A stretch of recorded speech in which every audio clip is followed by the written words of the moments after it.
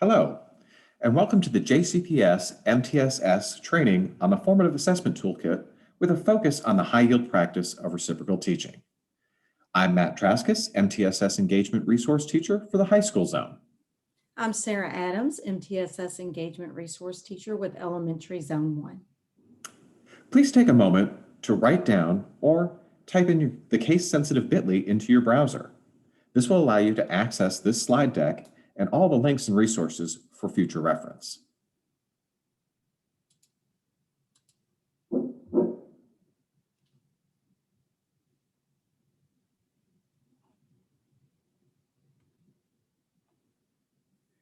Here you see components of multi-tiered systems of support, also known as MTSS. As you can see, the multiple levels of support which MTSS provides for all learners aligns with our district's 6 systems for students. MTSS addresses academic, social, emotional, and behavioral development. It focuses on overall school improvement that is sustainable. This presentation encompasses several components, but most notably, teacher support through resources that can be used to accelerate student learning, as well as teacher professional development. This concept map shows a visual of all the departments in JCPS within MTSS. The MTSS Academic Department provides teachers with Tier 2 and Tier 3 intervention and academic support. This department is led by Donna Lawson.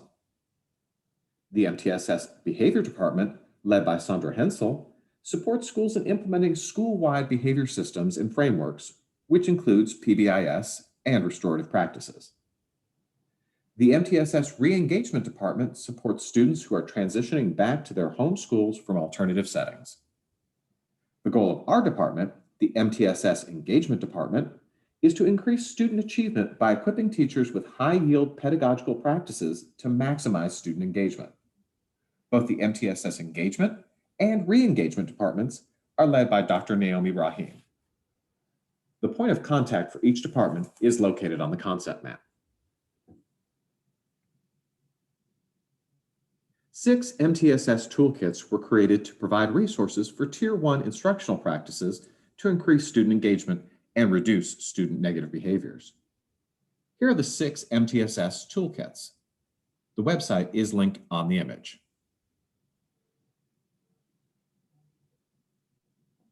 Formative assessment is an active, ongoing process that occurs between teachers and students.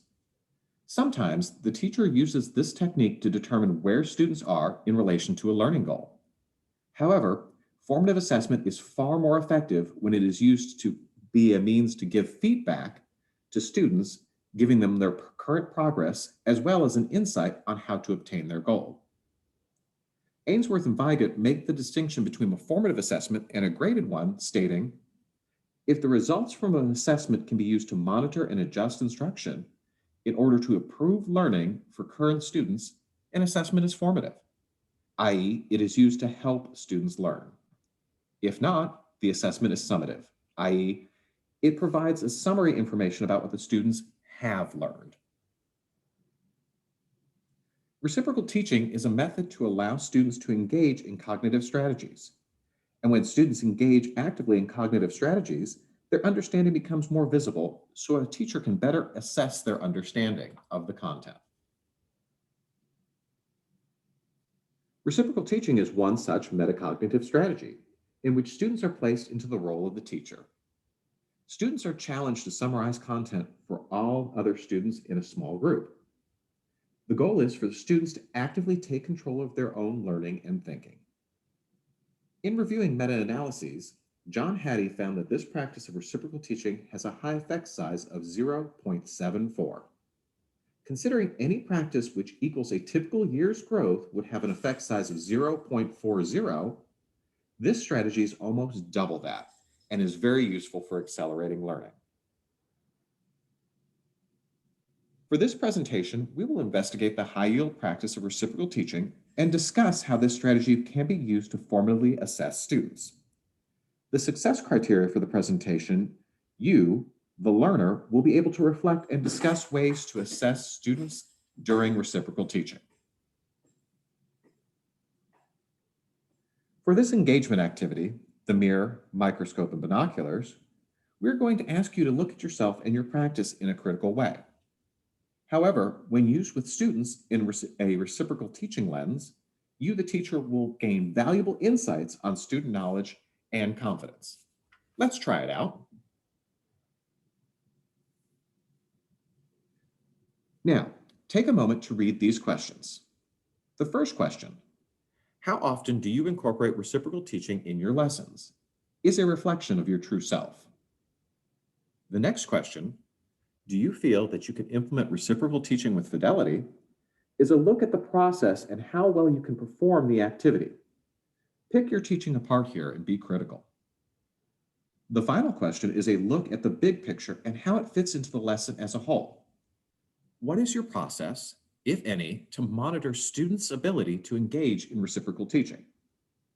In other words, this question asks you to adjust your instruction based upon how the reciprocal teaching affects your students' learning.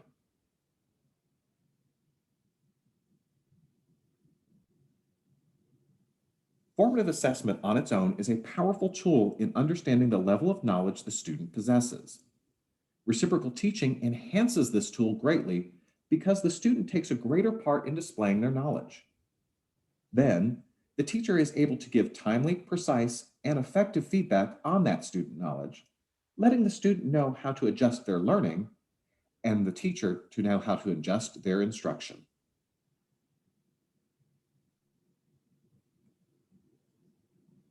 Take a moment to review this concept map.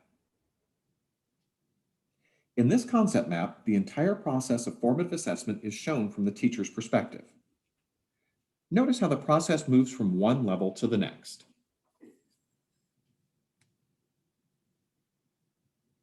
The teacher must do a great deal of planning prior to giving an appropriate formative assessment like reciprocal teaching. This formative assessment should be used in conjunction with others to gain a deeper understanding of what the student understands. Teachers should then interpret the data they receive honestly, reflect on how the class went, and determine how far the students are from the planned success criteria. Formative assessment can take place in multiple ways, both in person and virtually. The teacher can circulate around the classroom or group a small virtual meeting group, listen to the questions and summaries of the pairs and the cooperative groups as they work, have students write their responses and use those written responses to assess students. You can assess your students' use of reciprocal teaching strategies with multiple content standards, so you can then monitor and adjust your lessons to fit students' needs. In the next few moments, we'll be watching a video using formative assessment through reciprocal teaching. During this video, notice how the teacher was able to determine proficiency and use it seamlessly for the next steps. This is the arrow highlighted in red. This step of action after assessment is often overlooked, but it is actually the most critical.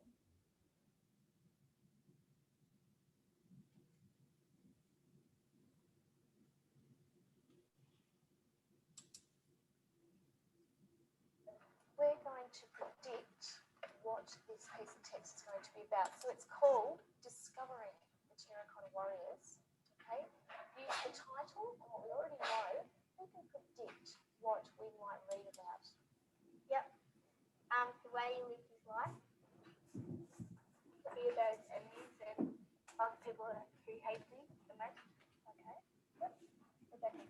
People who tried to kill him and that he might have done something else. Okay, because we know that the Terracotta Warriors protected him at his tomb. So we know that he died, so we're going to find out about that. Okay?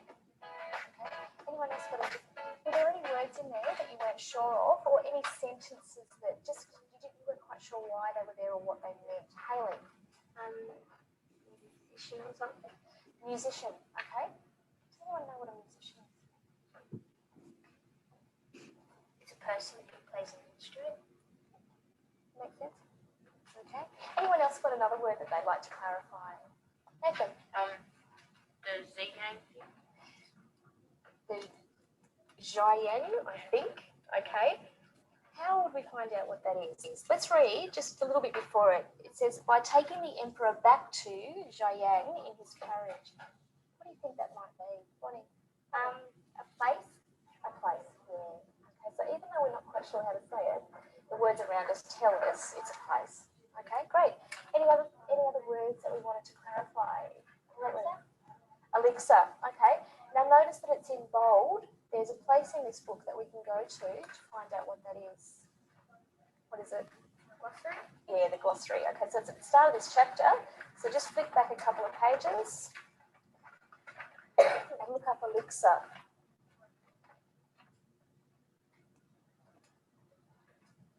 Can you read it out, Bonnie? A medicine believed to prolong life. So it was a medicine that they took in the hope that they would live longer. Does that make sense? Why do you think he was taking the elixir? Okay, we're going to move into question generating. Now remember, we've got 3 levels of questions. So our first level is the literal. Right there on the page, you can find the answer to the question by looking back at the text. Then we've got our inferential. Now this is where you have to use what you know already, and you guys know quite a bit. Plus, you can use what's written down and make the connections between it. But it doesn't tell you exactly what the answer is. And then the third level, the evaluative level, where you have to basically think on your own. So you have to use all the things that you know and make a judgment. Okay, and you're all very good about having an opinion and backing it up. Okay, so that's that level. And that's where we get to debate with each other. Okay, Caleb. Had they cover up his death? Okay, how do they cover up his death? Does anyone have a response to that one? They put a load of fish in it and it got rid of the decay emperor smell. Okay, covered up the smell, didn't it? Okay, great. Now that was a literal level question. Okay, guys, the question starts, why does? Have a look at the text. Think of a question that begins, why does? Well, I've got, why does Shi Huangdi move around his palace? Okay, why does Shi Huangdi move around the palace? Who's got an answer to that? Okay, can you give us the answer? Well, he moved around because he was too afraid of being killed by people. So that was an inferential question. So we had to go back to the text and we had to read between the lines. We had to think about what we already know about ancient China, and we had to use what was here in the text as well. But it didn't tell us exactly the answer, did it? We had to think on our own. Okay, great answer. So let's have a go at some evaluative questions. My question for you is, we've already talked about how they covered up the emperor's death by using the fish and making the smell. We've talked about why they did that. What I want to know now is, why was it so important that the people didn't know that Shi Huangdi had died? Because people might start wars. That'd be bad. Okay, so fighting over the land. Okay. Let's move on to summarising. Would anyone like to summarise what we've just read? Well, basically what we just read was how he died and how they covered up his death. And in 1974, how they found something amazing with his tomb.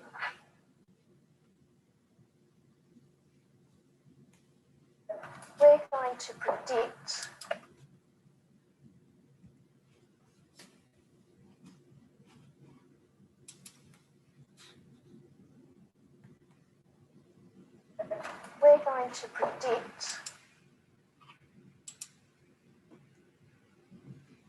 As you just saw, the teacher used a formative assessment through the reciprocal teaching to elicit more information from her students. Notice how she used the evaluative question portion of the video to elicit understanding and drive student summarization.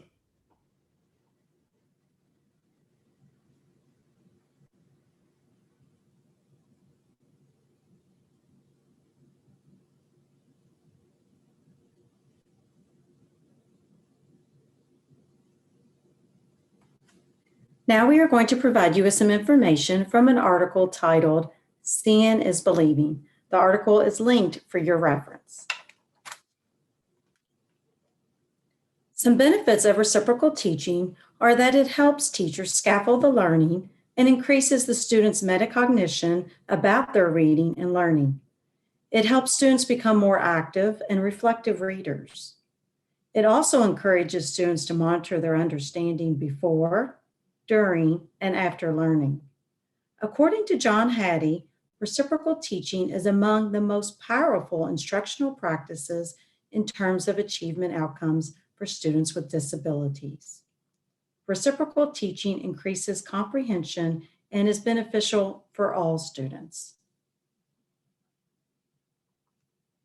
There are 4 components of reciprocal teaching. The first one is predicting. This is where students deliberate what is implied and use prior knowledge to make connections. Next, clarifying is where students attempt to clarify concepts that are misunderstood. Next, questioning allows students to ask questions about the task and unclear parts or information. Lastly, summarizing is where students highlight key ideas in the task. There are various ways to formatively assess reciprocal teaching. Through observations, teachers can utilize a checklist that outlines skills with each of the components to determine whether or not a student demonstrates understanding of each skill. Rubrics can be used during performance-based assessments. Rubrics allow students to set goals for increasing their proficiency, as well as monitor their progress during the reciprocal teaching process.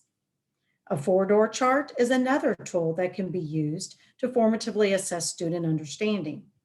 The chart has 4 doors labeled with each of the reciprocal teaching components. Students can open each door and respond. These are just a few ways to formatively assess through reciprocal teaching. Here's an example of a rubric that could be used. A rubric can be used to monitor as it informs the teacher of where a student falls on the continuum for each skill. This will help the teacher plan for next steps in instruction.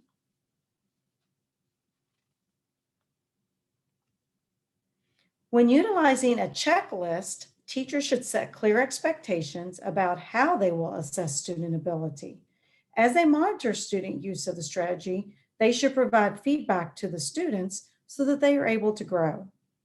Checklists are easy guides that enable teachers to assess gaps in learning. Included in the article are some reciprocal teaching manipulatives and support. The links within the article will provide examples. The reciprocal teaching pyramid is the visual reminder of the roles and responsibilities of each member of the group. The cue cards can be used when you teach each role to the students. The graphic organizer provides a structure to record their learning and gives the teacher an opportunity to analyze the responses as well as give feedback to the students. The cube is a game format that will help students practice the skills that are required for independent application of reciprocal teaching. Lastly, the checklist is designed to assist with formative assessment and will help guide instructional practices along with communicating student progress. Remember, reciprocal teaching is a formative assessment and not the maximum level of student mastery of content. So, depending on your understanding, adjust your instruction, refer back to slide 12, examine the success criteria, and revisit the process. This process is to give student insight, not give student grades. When students struggle, you will need to go back and look at the evidence. Based on multiple pieces of evidence, remember, formative assessment is not necessarily graded. Determine which students have not met the success criteria. Then you must adjust the models of instruction to help your students. Tier 2 instruction is a second supplementary layer given to all students that enhances instruction. This instruction should be used to match student needs, such as extra practice or scaffolding. This supplementing of instruction benefits all students, including ones currently mastering content. Students who are still lacking mastery after the second round of instruction may need time-intensive Tier 3 interventions that may need to be done by a team of teachers.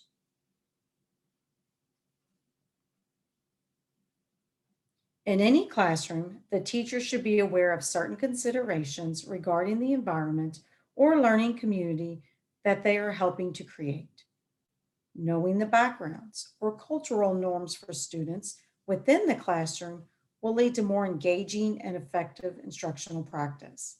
This culturally responsive approach should be utilized to reach as many students as possible in the classroom. With any high yield practice, there are considerations. When using reciprocal teaching, several culturally responsive considerations should be noted, including keeping students aware of their learning goal and progress toward that goal.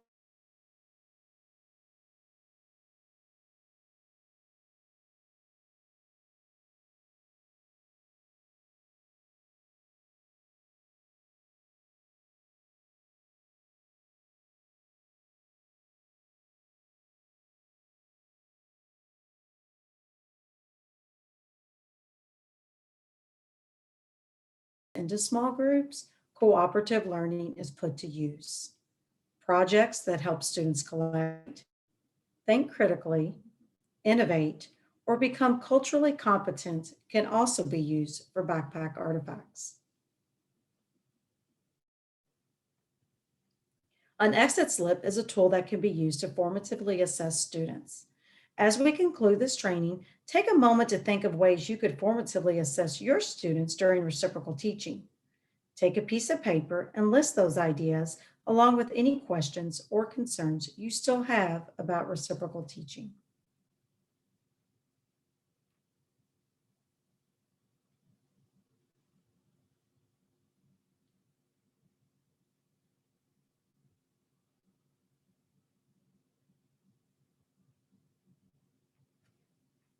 We have provided some additional resources for reciprocal teaching.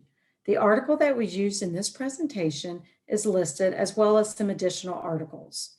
We have also linked videos that demonstrate students using reciprocal teaching. There is one for each content area.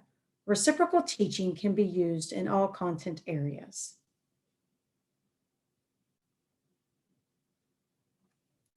Thank you for joining us to learn more about using reciprocal teaching as a type of formative assessment in both the virtual and traditional classroom. For more helpful information about the MTSS toolkits and other high yield practices, please visit our website.